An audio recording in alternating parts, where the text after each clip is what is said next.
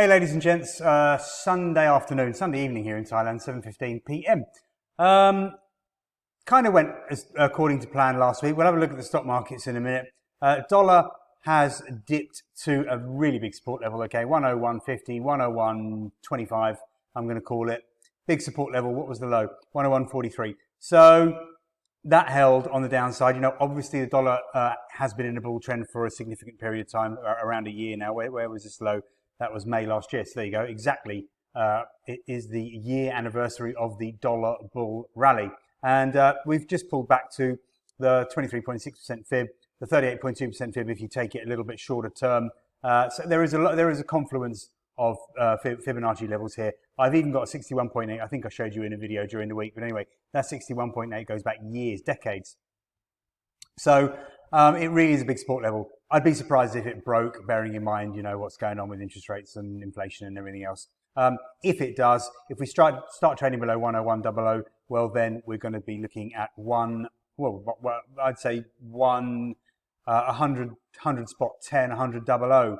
And we could even really get down as far as 99.00. We really could see quite a decent drop. I don't know what the trigger would be for that, but anyway, we're at a big level and it held.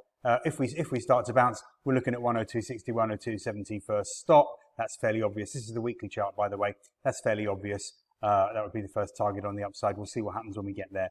Not quite so clear, but there is even on the daily chart. You've got the 50-day moving average, the black line there at 101.30. So that's giving some extra support there to that level around 101.20. Well, I've got 101.25 as the 38.2% on the daily chart. Okay, I think I've got the message across. Getting oversold on the daily chart as well on the slow stochastic. So bearing in mind that we are in a bull trend, we're supposed to be buying the dollar here, really. That's the theory if you're a technical analyst. 102.60, 102.80 looks like a reasonable target, of course, on the bounce if we get that this week. Anyway, we'll keep an eye on that during the week. If the dollar does turn around and push up, then I would assume the Aussie will fall against the US dollar, of course. Now, we pushed up a little bit higher than I expected. We got up through, if I want to be really accurate, 71.45, 71.50 is the 38.2% fib on the weekly chart. It is the 200-week moving average as well. And there was a bit of a trend line there, but don't worry about that. We've gone through it. So I gave it a little bit of leeway, bearing in mind this sort of swing low for this spike down at 71.63, which is why I had 71.40, 71.60 as resistance. We got up to 71.66 and pulled back to 71.60. So, you know, it's just a question of whether we break up through last week's high at 71.66, you know, stop above 71.70. And if we do, that means the dollar index is probably broken down through 101.00. And then we've got some further moves to the downside for the dollar, further moves to the upside for the Aussie dollar. So it could be interesting. 72.40, 72.50 looks like the obvious target, bearing in mind the candles that we've got on the weekly chart.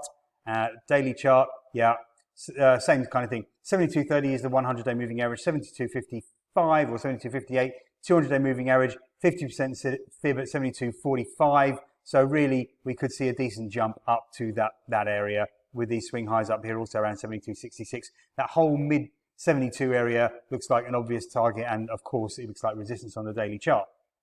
Yen's been trickier, not so volatile. Aussie yen here, I mean, look at that. Very neat in this little triangle, up one day, down the next kind of situation. So I assume if we start breaking above 91.25, I'm not sure exactly what I wrote in the report, but you can see that this has been a resistance level around 91.10, 91.20. So if we start getting up through there, that looks pretty positive for the Aussie versus the yen. We'll look at the dollar yen.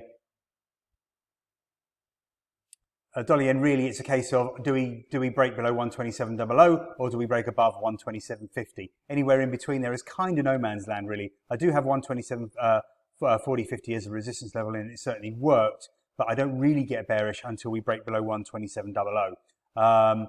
What else can I add to that? Nothing really. They're not very exciting, the yen pairs, to be fair.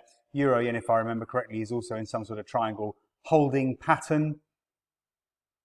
There we go. There's the trend lines. They kind of show it. So we've got to break above 137.00 to the upside for a move higher. We've got to break below 135.50 for a move to the downside. And until we do that, well, we're just in this triangle pattern. Anyway, New Zealand dollar versus the Japanese yen.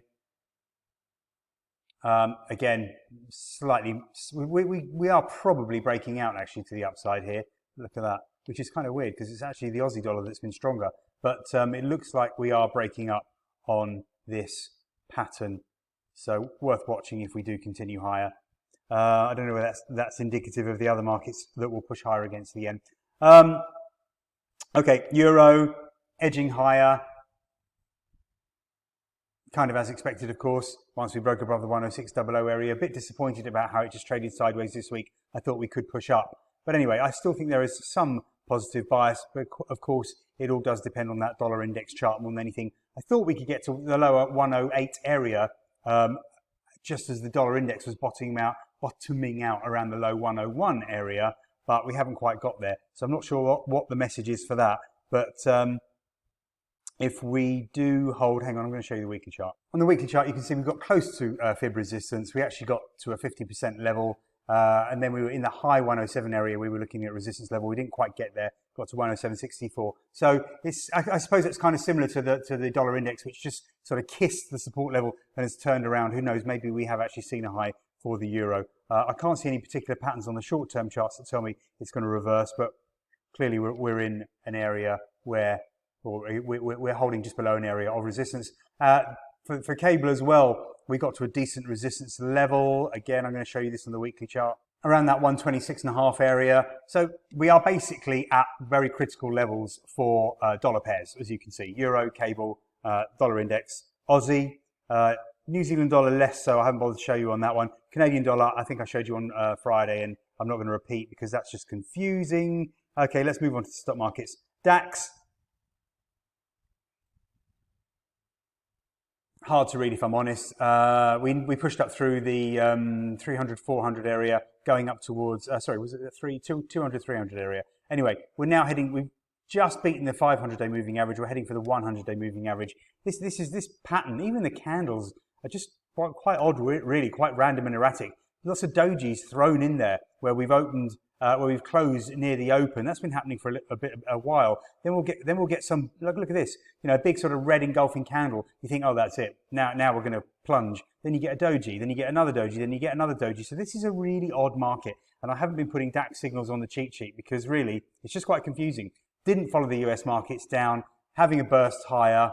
I'm not really sure what it means. I guess if we get up through 14,550, 14,600, that should be pretty positive. We should have cleared all the hurdles. Right, this time last week I was talking about how I thought the US stock markets had bottomed out, worth trying to buy on a dip. We didn't get much of an opportunity. I think this was Tuesday when we dipped back to 38.72.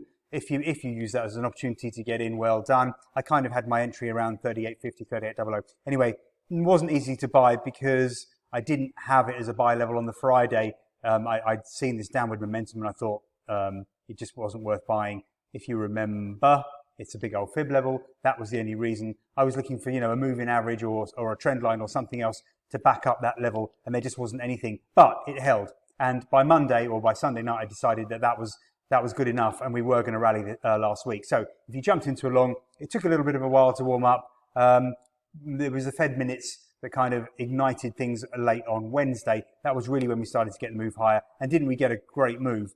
So really, from 39.60, we rocked it up to 41.60. So we got a 200-point move into the end of the week. Real nice. Straight through resistance at 40.30, 40.50. It was worth the short, I guess, because we were in a bear trend and you never know, it could have held. But as long as you quickly reverse into a long position, you're laughing now. We're a good 90, 80, 90 points above the stop level at least. So it looks like we're going to keep going. Well, look, the levels are on the sheet. 41.90 is a bit of a resistance. 41.90, 42.00. Would I be selling there?